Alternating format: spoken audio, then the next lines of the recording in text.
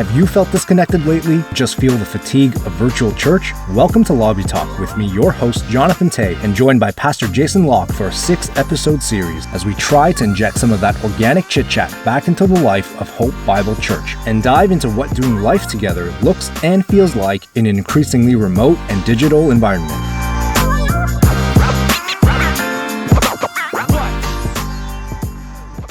Hey, welcome. If you're our audience, thank you for tuning in to Lobby Talk. This is our first ever episode. Now, you may notice that we're not in a lobby. So, Jason, I want to throw it to you. Why are we doing Lobby Talk, and why is it called Lobby Talk? Well, during this time in spring 2020, obviously we are experiencing the effects of physical distancing because of the regulations from COVID-19, and we're not able to meet in person at the church. We're doing church online, and one of the many things we're missing is we don't have the lobby at church, right? And the lobby is a unique space that we have at the church, and we often see people in the lobby generally do like two things. Like, they just chit chat, they kind of just catch up and see how each other's doing.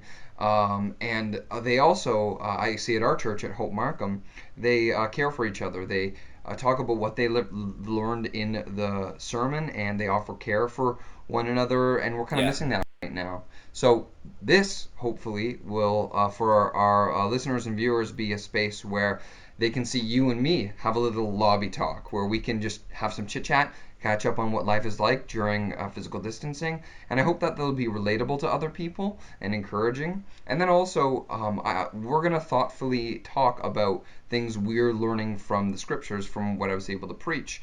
And I hope that as they hear us engage in this unscripted dialogue from what we learned, that they will be encouraged, that you, people listening, will be encouraged to thoughtfully consider what you learned from the sermon, and even get thoughtfully prepared for your upcoming small group meeting so that you can engage in a way that encourages others. So, Lobby Talk, that's what this is about.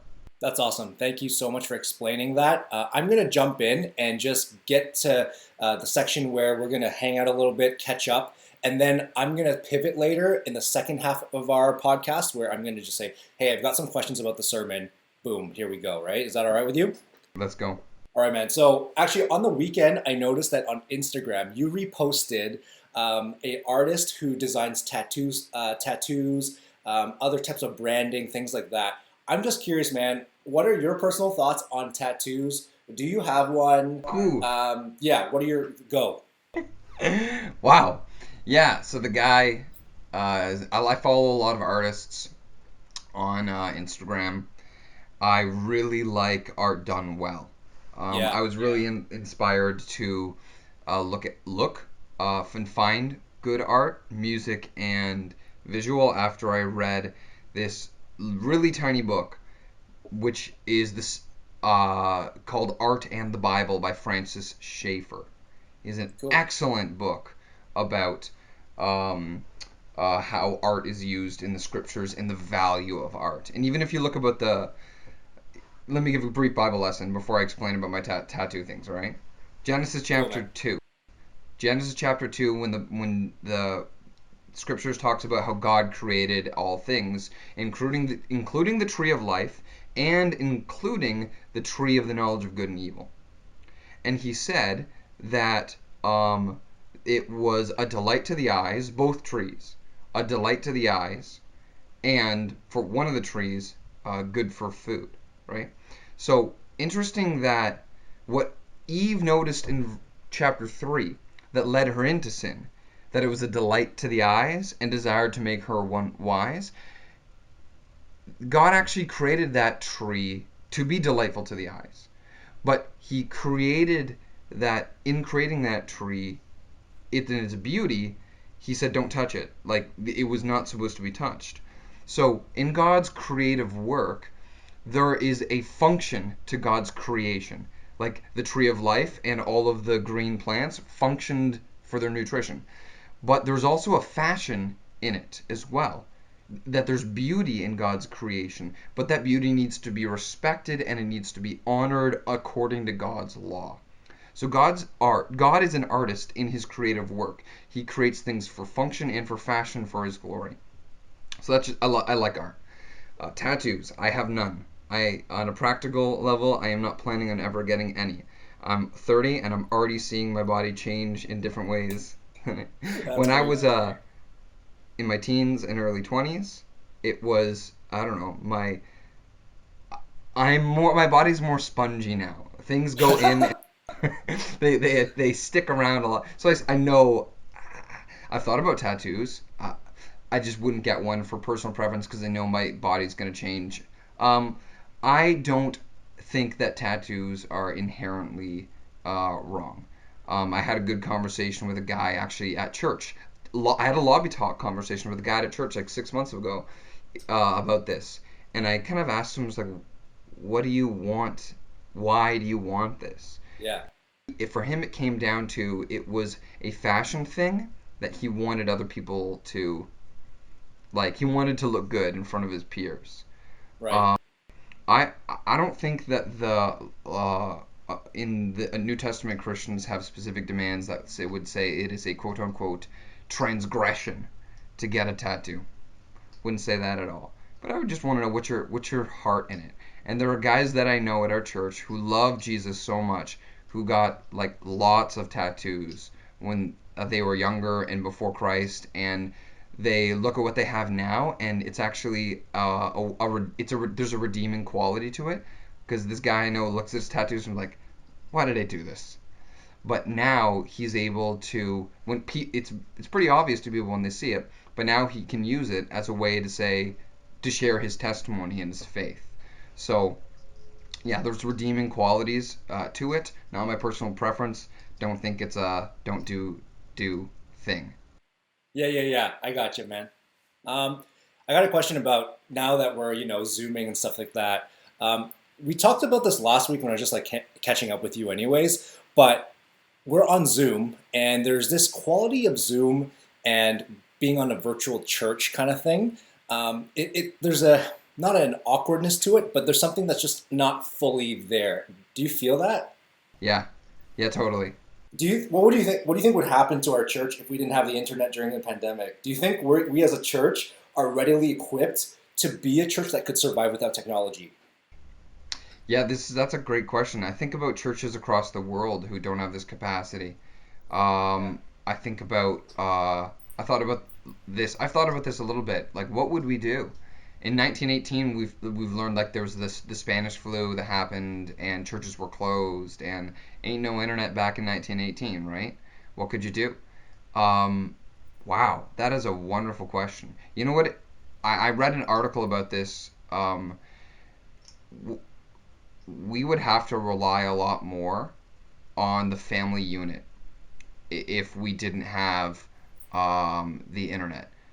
Dads would need to be pastors in their home if we and they should be now, as the Right. scripture says in Deuteronomy chapter 6, right, that fathers should teach their children when you're walking along the way, when you're sitting down, when you're standing up, let the word be put it on your doorposts, right? But uh, we the church's unit the church unit under the authority of the elders and the pastor is ordained by God. But in a circumstance like that, we would really need to rely on the family unit. It would be a unique challenge for singles, for sure. And back in 1918, like there was less urbanization, and Yeah. people would have been more living in family units. But like I can't imagine for people who are living in condos downtown and you can't even go to the person next door and no internet and Yeah. poof, Super alone. I have no idea what you would do with that for sure. Um, yeah, but it is awkward, and that's okay. Yeah. It's okay. Yeah. Yeah.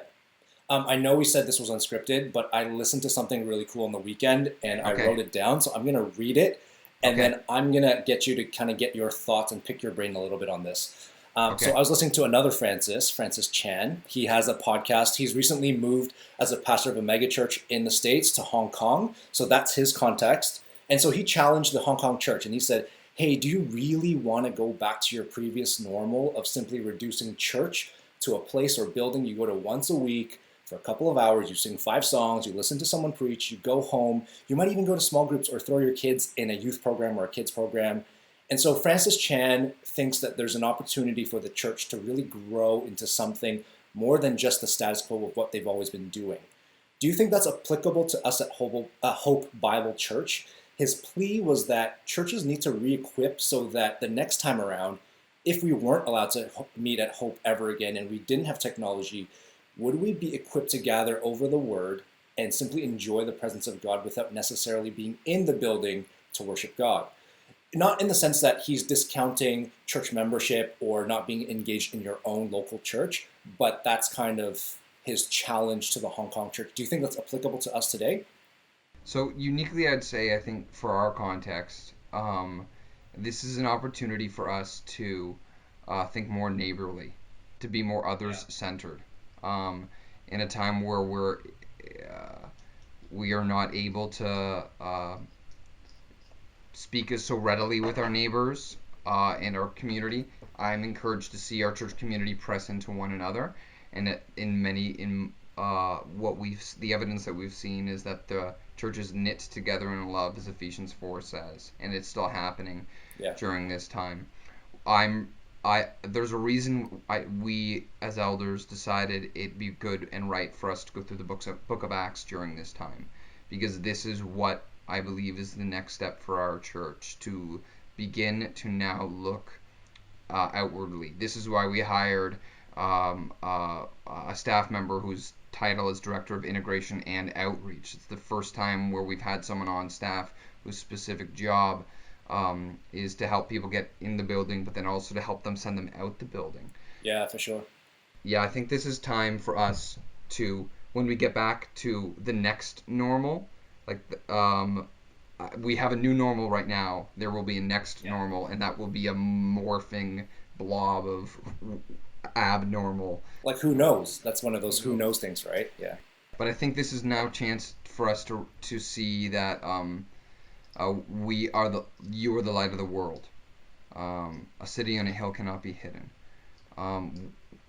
This is a chance for us to recognize we're witnesses. We are ambassadors. Okay, so everything goes back to normal. So you have your commute down into the city, and you're driving 2 hours a day, and you're home and you're tired, and you just want to have a meal and you go to bed. Okay, you're still a witness to your neighbor. You're still an ambassador to your neighbor. This is time for us to recognize that we are witnesses and ambassadors, and whenever the next thing comes about, not to wait for the old, not to look back for the old, but to look forward to how can I be a faithful ambassador for Christ. Cool. And that's a challenge for me. We just moved into a new area, a new community, and we're meeting our neighbors. The other day, my wife and I, by God's grace, we just went around and dropped cookies off at some of our neighbors' doors, and we're developing relationships that we hope we'll be able to share our lives with and share the grace of God with. Cool. Thanks for sharing that, man. So let's jump into sermons, because your sermon was awesome. It was really a blessing to me, and it really challenged me on some stuff. I also really liked how you kind of put yourself out there as well. And, you said there's 2 categories, right? There's in a crisis often, or a chance to respond to something that's less than ideal. You can either get derailed in 2 ways, right? So there was the way where, everything is fine. The house is burning. I'm sitting in it. Everything is fine. Everything is good. And then you mentioned how you would categorize yourself in the other opposite. It's like, okay, everything sucks. It's hopeless. There's no point. I'm going to give up, right? There's 2 ways almost without God. Those are kind of our 2 true outcomes. I love that you first allowed us to see a little bit into your mind and how you would respond. And just to open up to you a little bit, I am the first. I am everything's fine. I'm just going to do everything, do all of it, and everything's going to get fixed. No problem. I got it. And obviously the house is still crumbling, but everything's fine.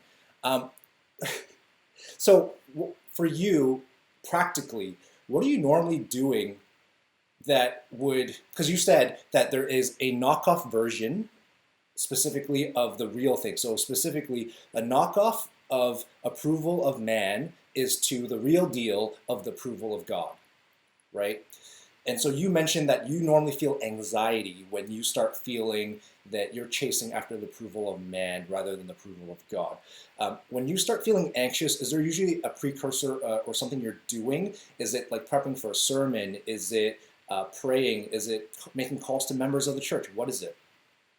Um, you know what I find in the past couple days, what it's been? It's a buildup of pressure. It's like so I found recently that it uh when I had a quiet moment, Yeah. um, like I said, I'm a busy person and I try and just get through the day and get through the day and get my tasks done. But when I have a quiet moment, somehow the first thing that rushes into my head is that anxious thought. And that's where I need to react by setting my mind on the Spirit and taking every thought captive. But I have found it come in the quiet moments. My mind is flooded. It's like uh, shaking a Coke can and setting aside and thinking I need to open this, but I don't want to open it now, and then leaving it aside. But then when you come back, you try and open it, and it just hits you right in the face, and it doesn't settle down. That's where I feel it most recently, and I don't know how to. It's forcing me to pray more because I want to have peace. I want to have quiet moments, but I'm either when I have a quiet moment, I'm either thinking of here's how we can do the next thing, or my Yeah. mind just explodes with that. What's going to happen about this? So where's the pressure coming from though? Is it simply the fact that it's quiet and there's so many things in the background noise that's kind of building up? Is it a general thing, or is it specifically certain things in the week that you know are building up and are coming to a climax? Yeah. Um. That's really hard to say. I wish I had more insightful view of myself. It's really hard to know yourself most. My wife might be able to tell me. Yeah, Sometimes I think I'm honest. I'd honestly say I'm learning more about this about myself. I fair don't enough. know enough yet. All I'm learning is that I'm learning more and more that I'm an anxious person. The other way that I do see that despair come about is it's at the end of the day when I want to. I've worked hard, and I feel like I deserve some rest. I deserve some relaxation. So that's the other side. But I turn my relaxation into I treat it as a reward myself. You worked hard, you deserve this. But it doesn't actually satisfy me because my Colossians 3 says, work was unto the Lord, not to man. Right.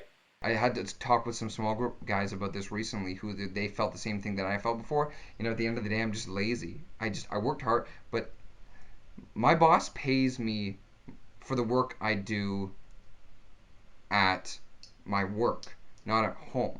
So like I was having this conversation with the guys, and what I was trying to communicate to them was, you're using rest as your reward for your work. Your rest is not your reward for your work.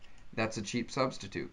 Your compensation for your work is what you get in your paycheck, and your approval in who you are is your identity in Christ. So when you choose to be lazy at the end of the day because you think you deserve it because you worked really hard, you're misusing the gift of rest that God has given you as this is the reward I've earned. Yeah. Rest is the way I recharge for work, not the reward for my work. Yeah. Such a fine line, right? Such a It fine line. is. And I find myself using rest sometimes as my numbing mechanism. I worked hard, I deserve this, so I watch things online and I eat a snack, but it doesn't satisfy, and it just leads me deeper into despair if I'm not remembering, no, I need to work as unto the Lord, and my God's my master, and I have reward secured in Christ. Cool. Yeah. Mm-hmm. That's helpful. Thanks so much for that insight, man. You mentioned how living and walking by the Spirit is more of the outcome and result rather than the practical how-to, and you listed three things for the practical how-to, which is being proactive, being active, and then being reactive, right? And I feel like when I walk with God, and I fail pretty often, admittedly, I can get into this vicious cycle of failure and trying harder. And then those three things that you mentioned, I use them almost as a mechanism to try harder. So how can I make sure that I don't turn these strategies that you've given to us, which are healthy things, but how do I make sure that those don't turn into just some behavioral exercise or fall into the trap of simply do more if you want to love God more? Because I think a lot of people struggle with the idea that, hey, if you just love God more, then you wouldn't fail as much. Yes, yeah, that's great. It needs to be preempted by faith. Faith in verse 5 to 8 of setting your mind in the Spirit needs to be preempted by verse 1 to 4 of chapter 8, which recognizes my identity in Christ. And the shift is so subtle. It's so subtle. And it's really only something that you can know in your heart and that God knows in your heart. And something that I know in my heart and God knows in my heart. And that's what's my motivation for doing spiritual things. And is it either I'm working to earn something or I'm working because I've been given something? So it's a very subtle line, and it's a matter of the heart. And so if I have front of mind the first thing of setting my mind on Christ, setting my mind on the Spirit, proactively, actively, reactively, the first thing always needs to be incarnation and substitution and justification. Christ lived the life I couldn't. He died the death I deserve, and his righteousness is credited to my account. Allegations are dropped. Accusations are silenced. Thank you. It comes from a heart of worship. If it's from a heart of self-improvement, these things that are assailing my mind and making me feel ruined are inconvenient and I don't want them. So I'm going to improve myself.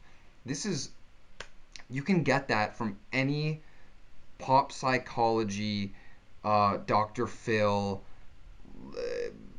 You can get that a self-help book you can get that anywhere.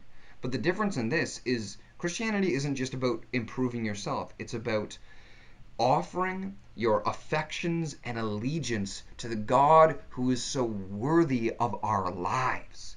It's not so much that I'm trying to improve myself, is that I love God because of what he's done for me.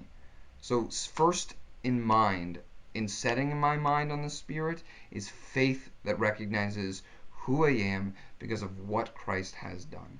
So then it's not just like, oh, I need to actively abide. Oh, I need to or proactively abide. I need to actively pray. I need to reactively take captive thoughts. It's very subtle. Only we can know our hearts.